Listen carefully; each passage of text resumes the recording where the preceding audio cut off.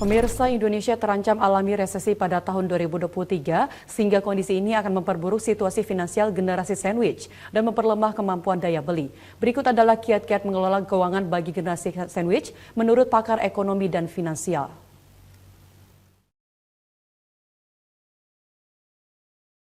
Mungkin Anda pernah mendengar sebutan generasi sandwich atau kaum usia produktif yang harus menanggung hidup 3 generasi, yaitu orang tuanya, diri sendiri, dan anak atau adiknya. Kondisi tersebut dianalogikan seperti sandwich di mana sepotong daging terhimpit oleh 2 buah roti. Pada tahun 2020 lalu, jumlah generasi sandwich ini mencapai lebih dari 71 juta jiwa atau 26,5% dari jumlah penduduk Indonesia. Belum lagi, dampak pandemi COVID-19 memperburuk keadaan ini. Pada tahun 2023, Indonesia terancam mengalami resesi yang akan mengguncang perekonomian, tentu akan berimbas pada lemahnya daya beli masyarakat.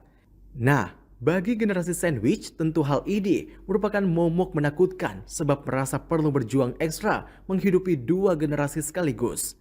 Lalu apa saja sih kiat dari pakar ekonomi dan finansial bagi generasi sandwich agar mampu menghadapi ancaman ini?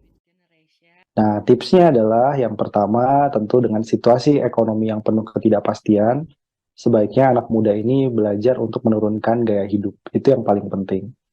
Karena di tengah kondisi ekonomi tidak pasti, sosial media itu menawarkan hidup yang glamor. Nanti kalau tidak hati-hati, kita mengelolanya, gaya hidup dengan pendapatan bagaikan besar pasak daripada tiang. Secara lebih teknis, pakar ekonomi dan finansial Bima Yudhistira memberikan tips cara membagi pemasukan agar mampu bertahan dengan cukup. Jadi, apabila Anda memiliki gaji sebesar 4 juta rupiah, maka Anda dianjurkan langsung menyisihkan 10% untuk investasi.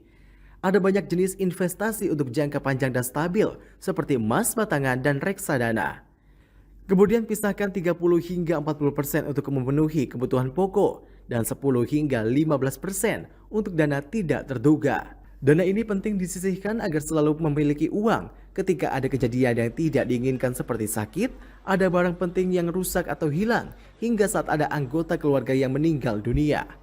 Terakhir, porsi sisanya dapat difokuskan untuk likuiditas jangka pendek seperti menabung untuk DP rumah atau biaya pendidikan anak.